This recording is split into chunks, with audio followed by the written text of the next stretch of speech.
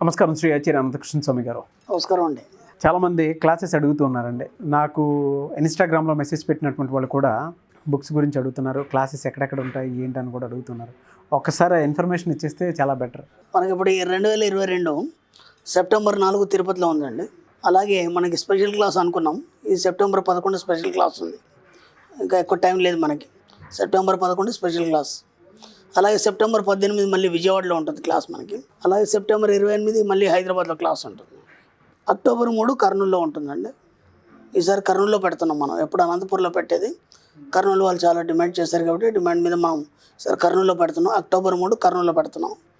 October 9 Rajahmundry అండి. October 16 Vizag. October 26 Hyderabad. మళ్ళీ October 30 Bengaluru అండి. ఈ షెడ్యూల్ ఫాలో అండి. వీళ్ళైనంత తొందరగా ఎన్రోల్ చేసుకునే ప్రయత్నం చేయండి. డెఫినెట్గా అండి. Thank you so much Anantakrishna Swami గారు. థ్యాంక్ యూ అండి. 414 మనీ మంత్ర వీడియో. సో ప్రీవియస్ వీడియోలో ఒక మాట అన్నారండి మీరు, అంటే మనం దేవుడి దగ్గరికి వెళ్ళినప్పుడు కూడా అంటే ముందు నెగిటివ్ చెప్తాం. నా బాబుకి ఇట్లా అయిపోయింది, హాస్పిటల్ జాయిన్ అయినాడు, లేదంటే వాడికి డబ్బులు లేవు ఇప్పుడు చేయడానికి, నువ్వే దారి చూపించాలి దేవుడా. దేవుడు ఎందుకు దారి చూపిస్తాడు? నీకు ఆలోచన విధానం ఎందుకు లేదు? నువ్వు నీ బాబు అలా అయినాడే, సపోజ్ ఇన్సూరెన్స్ చేసుకోవాలి ముందే, ఇలాంటి ఆలోచనలు ముందు ఎందుకు రాలేదు? అన్నీ మనకు ఇవన్నీ మనకు కల్పించారు కదా వసతులన్నీ. వాటిని యూటిలైజ్ చేసుకునే తెలివి లేకుండా దేవుడి మీద వేసేయటం, ప్రతిదీ దేవుడి మీద వేసేయటం. బాబు ఆయన ఏమన్నాడు, ఏమన్నా అన్నాడు? అసలు నీకు ఏమైనా మాట ఇచ్చాడా, కనిపించాడు ఎప్పుడన్నా? ఏమి తెలియకుండా అమాయకంగా దేవుడిని అడిగేటప్పుడు కూడా ఇవన్నీ దరిద్రాలే చెప్పడం. ఒకటన్నా మంచి చెప్పింది లేదు. చెప్పిన తర్వాత నువ్వు ఏదైతే అడగబడినో అది మాత్రమే ఇవ్వబడడం, అదే ఇస్తాడు. అదే చెప్తున్నాను నేను. అడగడంలో కూడా మనం ఏమడుగుతున్నామో మనకు తెలియాలి అని చెప్పేది. సో 414 మనీ మంత్ర వీడియో, ఈ వీడియోలో ఏం చెప్తున్నారు సార్? నాకు కొందరు గురుగారు అని ఫోన్ చేస్తారు. ఫోన్ చేసేసి గురుగారు మేము ఏసీ కొన్నామండి. చాలా సంతోషం, ఎస్ వెరీ గుడ్. కొందరు ఫోన్ చేసి గురుగారు కారు కొన్నామండి. అలాంటి గ్రూపుల్లో పెడతారు, మన గ్రూపుల్లో పెడతారు. ఏసీ కొన్నారు, కారు కొన్నారు అంటే ఇప్పుడు మనం ఏమనుకోవాలి? వాళ్ళని క్లాస్కి వచ్చిన తర్వాత చక్కగా డెవలప్ అయ్యారు అనుకో. అవును. ఎలా కొన్నారంటే దాన్ని ఇన్స్టాల్మెంట్లో కొన్నారు. క్లాస్కి వచ్చి మీనింగే ఉంది. అవును. క్లాస్కి వచ్చి మీనింగే ఉంది. అదే అదే.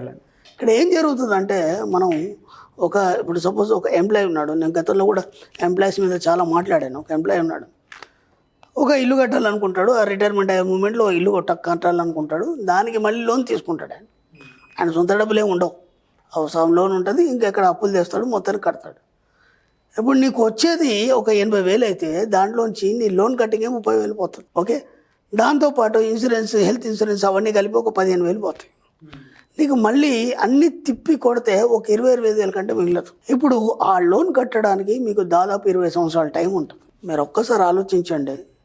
ఆ 20 సంవత్సరాలు మీరు లోన్ కట్టేదంటే మీకు ఎంత అయితే అవుతుందో అంతకు రెట్టింపు అవుతుంది అది ఇంట్రెస్ట్. అవును. ఇప్పుడు మీరు ఆ 20 సంవత్సరాల వరకు మీరు లోన్ కడుతూనే ఉంటారా, కానీ ఏనాడన్నా తృప్తిగా ఉంటారా? ఏనాడన్నా తృప్తిగా ఉంటారా? ఉండరు.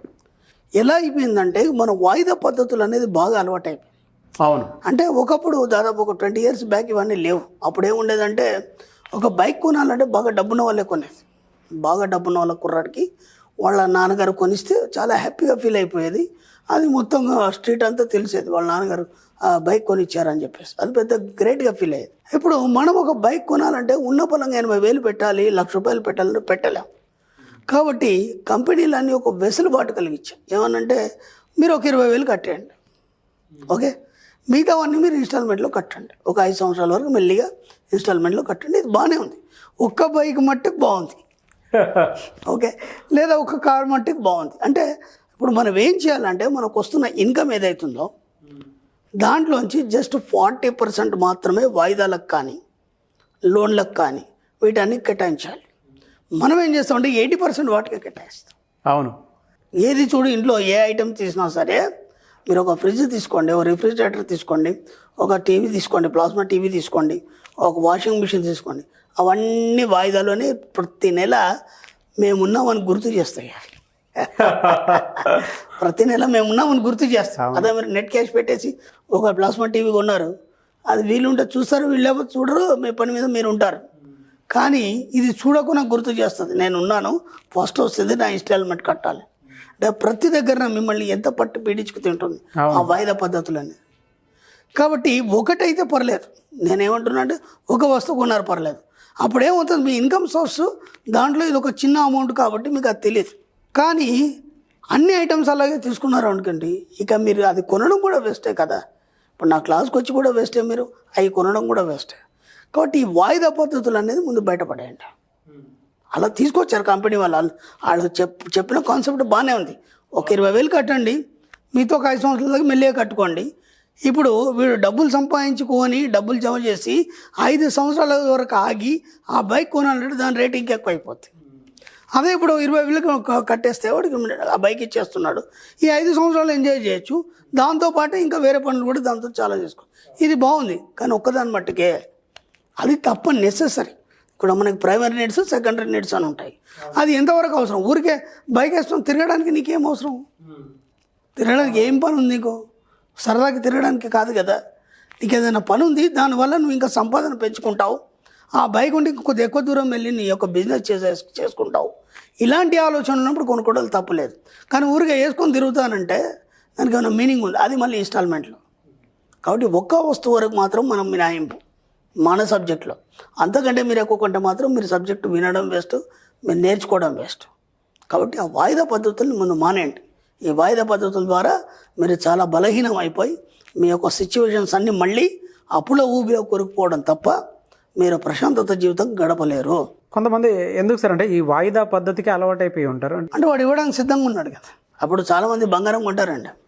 బంగారం కొంటప్పుడు ఏమంటారంటే పోతే పోయిందిలే, కొద్దిగా ఎక్కువైనా సరే కొని పెడితే రేపు ఎప్పుడైనా పనికిస్తుంది మనకి. కొనేప్పుడు ఏం ముడి పెడుతున్నారు వాళ్ళు?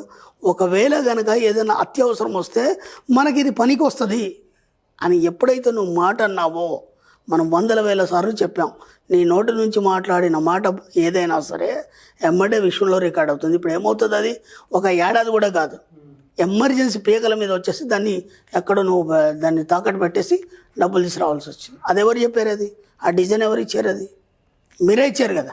అవును, కొన్నప్పుడే దానికి ఒక పేరు పెట్టారు. ఏమని? ఒకవేళ ఎమర్జెన్సీ ఉంటే ఇది ఎప్పుడైనా టైంలో మనకు పనికిస్తుంది, మనల్ని కాపాడుతుంది ఇన్ ఎమర్జెన్సీలో అని మీరే అన్నారు. అప్పుడు ఏమవుతుంది?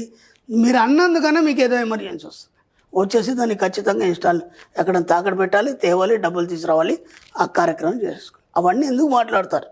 ప్రతి దగ్గర మీరు ఎలా నెగిటివ్స్ మాట్లాడుతున్నారు, ఎలా మీరు ఒక డిజైన్ని డిస్టర్బ్ చేసుకుంటున్నారు, చక్కని లైఫ్ని మీరు ఎందుకు డిస్టర్బ్ చేసుకుంటున్నారు? వాయిదా పద్ధతులు అనండి, మీరు మాట్లాడే సిస్టమ్ కానీ. కాబట్టి ఎంత వీలైతే అంత మీ మాటల్ని తగ్గించి ఆ మాటల్ని మార్చుకునే ప్రయత్నం చేయండి. ఎంత వీలైతే అంత బంగారాన్ని కొనుక్కోండి, ఎవడొద్దన్నాడు? ఇచ్చేవాడు అమ్మేవాడు అమ్మడా, కొనేవాడు కొన్నాడా? ఎంతోమంది ఉన్నారు, మీకంటే బోలెడున్న వాళ్ళు ఉన్నారు. కానీ ఆ కొనేటప్పుడు ఈ పేరు పెట్టకండి దయచేసి. ఏదైనా ఎమర్జెన్సీలో మనకు పనికి వస్తుంది, ఇది మనం ప్రాణాలనైనా కాపాడుతుంది అని ఆ మాట అన్నారంటే అలాంటి అవసరాలు వస్తాయి మీకు. కాబట్టి అలాంటి మాటలు మాట్లాడకండి. ఎంత వీలైతే అంత వాయిదా పద్ధతులకి దూరం ఉండండి. ఇన్స్టాల్మెంట్లు మన సబ్జెక్టులో లేవు, అప్పులు మన సబ్జెక్టులో లేవు, డిస్కౌంట్లు మన సబ్జెక్టులో లేవు, 1+1 ఆఫర్లు మన సబ్జెక్టులో లేవు. ఇవన్నీ నిక్కచ్చిగా నేను 100,000 సార్లు చెప్పాను. మీరు అవి పాటించినప్పుడు మాత్రమే ఆనందకరమైన జీవితాన్ని మీరు గడుపుతారు. ఒక్కసారి ఆలోచించండి, ఇవన్నీ పొరపాట్లు మీ జీవితంలో జరిగాయా, మీరు చేశారా లేదా? ఇట్లా ఎన్నిసార్లు జరిగాయి? నేను చెప్పిన ప్రతి మాట కూడా మీరు అన్నారా లేదా ప్రతి దగ్గర? కాబట్టి ఇక్కడ నుంచి మెల్లిమెల్లిగా తగ్గించుకోండి ఆ మాటలన్నీ. Thank you so much Shri Acharya Anantakrishna Swami గారు. థ్యాంక్ యూ అండి.